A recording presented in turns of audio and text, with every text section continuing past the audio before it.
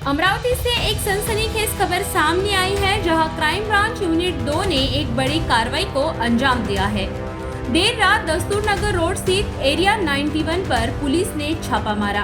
यह कार्रवाई एक कथित फेक वेडिंग पार्टी के प्रचार के बाद की गई थी, जिसके माध्यम से पहले भी कई बार अवैध पार्टियों का आयोजन किया गया था।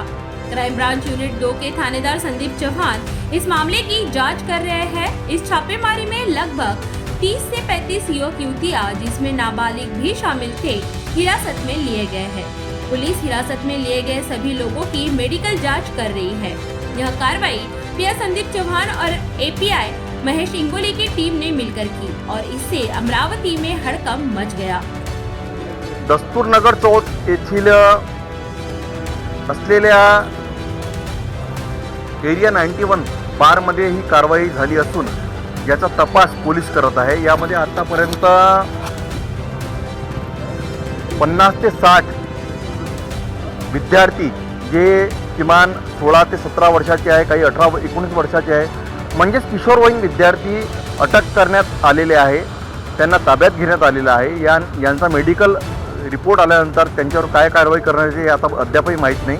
परंतु या ठिकाणी इतक्या शहराच्या हृदयस्थळी या प्रकारचे कृत्य करणारे जे संचालक आहे, या एरिया 91चे जे संचालक आहे, भेले म्हणून यांचं नाव आहे, ते अद्यापही समोर आले नाही आणि या ठिकाणी पोलीस कसून चौकशी करत आहेत। पोलीस आयुक्तालय डीसीपी शिंदे यांच्याकडून याचा तपास सुरू आहे।